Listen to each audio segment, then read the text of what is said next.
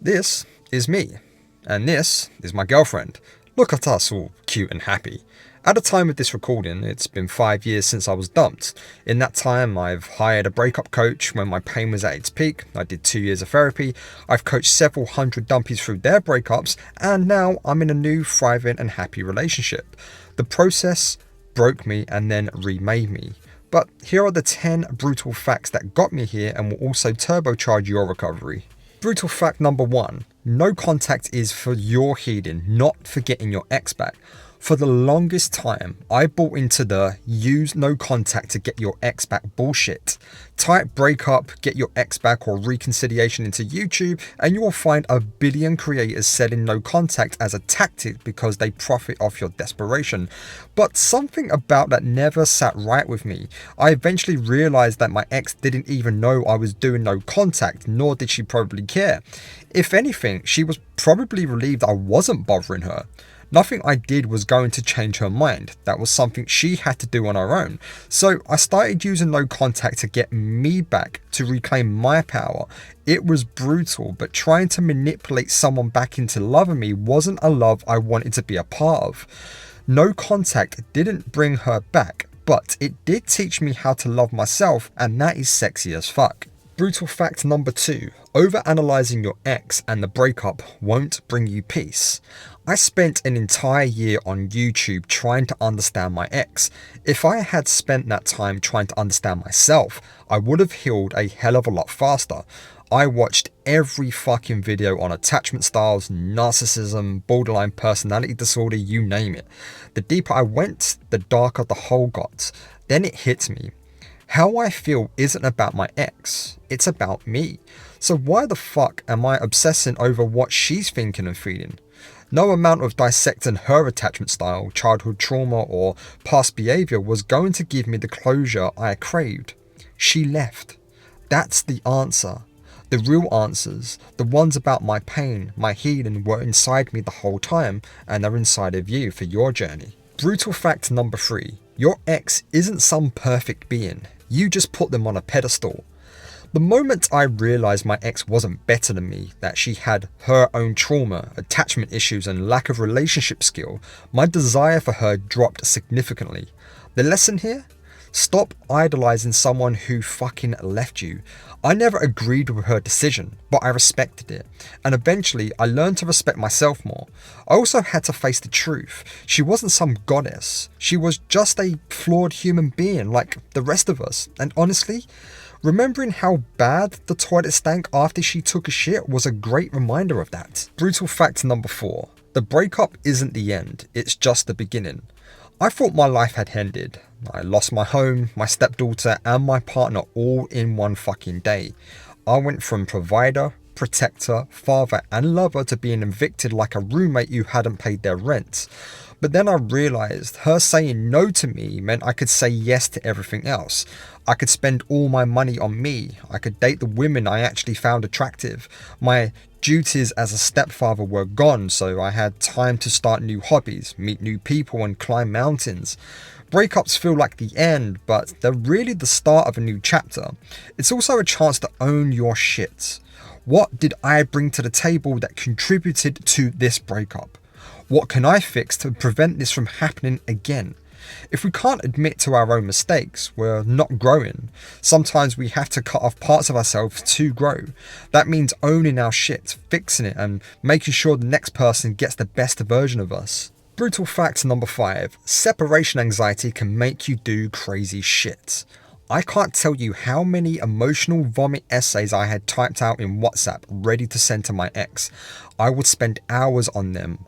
Whole afternoons wasted when I could have been decorating my house, hanging out with friends, dating new women or playing Xbox.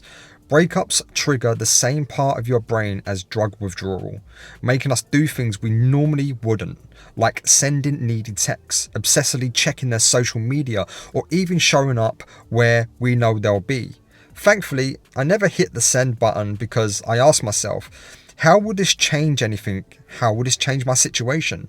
If she wants me, she'll reach out. Either way, I had my answer, and there was something liberating about that. Brutal fact number 6. The weekends are fucking brutal. Friday and Saturday nights used to crucify me. Even if I had plans, my brain loved reminding me that I was going home to an empty bed in a place that didn't feel like home.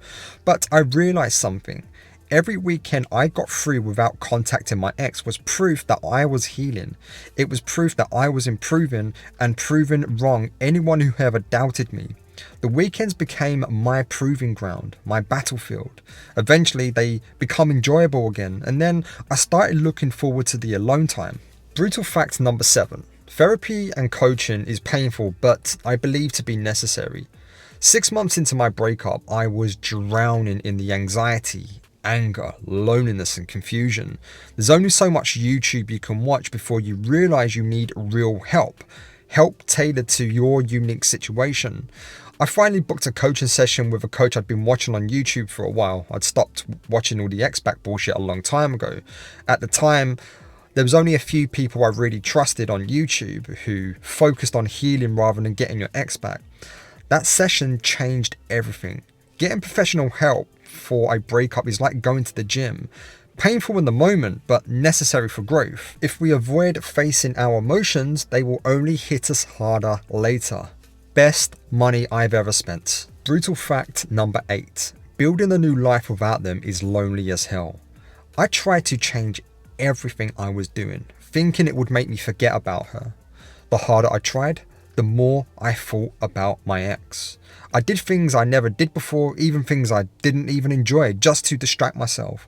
But all that did was make me think she would have loved this, or this would be better if she were here. At first, everything felt empty because my entire routine had revolved around her.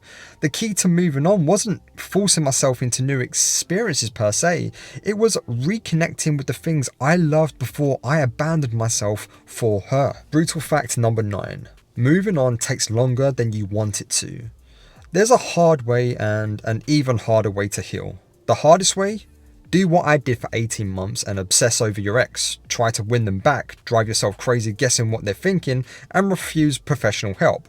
Or you can take the easier path, do the exact opposite. I could have cut my healing time in half if I had unfucked myself sooner, but no, I convinced myself I was special, that I could succeed where everyone else had failed. Entitled much, Nick? Healing isn't linear. Some days you'll be fine, others you will feel like day one again. Once you learn to be okay with that, you'll become bulletproof. Brutal fact number 10. Staying connected in any way with your ex will slow your progress. My ex's aunt and sister kept in contact with me for quite a while. Every time they reached out, I got a rush of hope, a dopamine hit. I secretly wished they would say something like, "She's miserable without you, but too scared to reach out." That of course never actually happened. Instead, it fed my anxiety to boss level 100. The light bulb moment came when I realized I wasn't responding to maintain their relationship. I was responding to hold on to the corpse of my relationship with my ex. I had to do the most brutal thing of all. I had to break up with everyone associated with her. That included the auntie and the sister. It hurt, but at least I got to choose the pain that led me to where I am today. And if you listen to these lessons, you'll get there too. But even after everything I just said, you might be sitting there wondering why the breakup is so damn hard when you've been dumped. Why is it so damn hard for the dumpee? Well, to find that out, there's a video appearing on your screen now, the truth about why breakups feel harder for the dumpee, and I'll get into that in detail. Tap that and go and find out. As always, you're going to be okay. You are enough, and I will see you on the other side.